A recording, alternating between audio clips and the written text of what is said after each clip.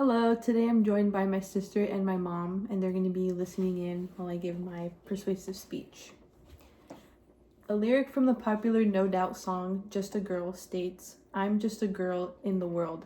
That's all that you'll let me be." What was originally a powerful feminist anthem is now being used online to uphold the misogynistic ideas it was originally criticizing.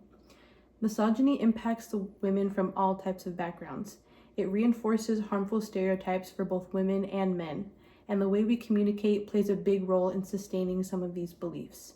Unlearning the ideas that have been fed to us since childhood is crucial in ending the vicious cycle that is misogyny. As a woman who has spent her entire life within misogynistic constraints, conversations like these are especially important to me. Today, I will be discussing the effects that misogyny has on society, ways that we are unconsciously contributing to it, and why we should actively be trying to unlearn these damaging ideas. The word misogyny comes from the Greek word misogynia, which means hatred towards women. Although hatred might seem like a strong word, for women all across the world, that's what it can feel like. From women not having nearly enough positions in power in comparison to men, to high maternal mortality rates, these things can be traced back to misogyny. And though it primarily affects girls and women, we aren't the only ones who suffer. Statistics published by UN Women state that we are not set to achieve gender equality in the highest positions of power for another 130 years. Another, by the World Health Organization, stated that over 260,000 women died every single day in 2023 due to preventable complications with pregnancy and childbirth. A study that was conducted in 2018 strongly linked misogynistic attitudes in a sample of men to depression and substance abuse. The gender disparity is extremely vast, so much so that even the youngest person on earth will not get to see complete equality in their lifetime. The effects of misogyny in healthcare is responsible for the death of thousands of women. Being anatomically understudied and underrepresented has proven to be tremendously fatal. And misogyny playing a part in men's negative mental health lets us know that this is not a singular issue. Women not being in positions of power makes it difficult for certain legislations to pass. Laws regarding reproductive rights, spousal equality, and sexual violence are typically not taken as seriously or treated as a priority in male-dominated politics. Misogyny in medicine means that women are more likely to be misdiagnosed. Medical myths such as men being more likely to get heart disease and that Black women have higher pain tolerance are still being believed to this day. Sexism's effects on young boys and men are also significant. It leaves them afraid to be vulnerable, cursing them to a life of repression. All of these issues are connected to one another. When we talk about misogyny, people tend to think about things like the wage gap and catcalling, but it's not always as upfront. Oftentimes, it's ingrained in the way we speak, and it becomes an inherent part of who we are as people. Because of this, both women and men have been conditioned to believe that displays of femininity are displays of weakness and fragility.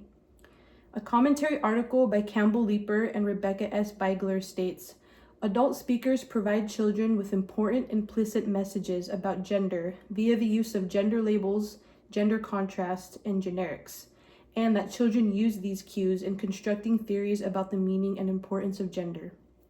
Since early childhood, we've been taught to apply gender to the most mundane things: toys, occupations, feelings.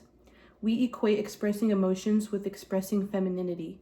We push the idea that boys have to adopt traits such as aggression in order to maintain their masculinity, and girls are taught to accept and tolerate this behavior from them.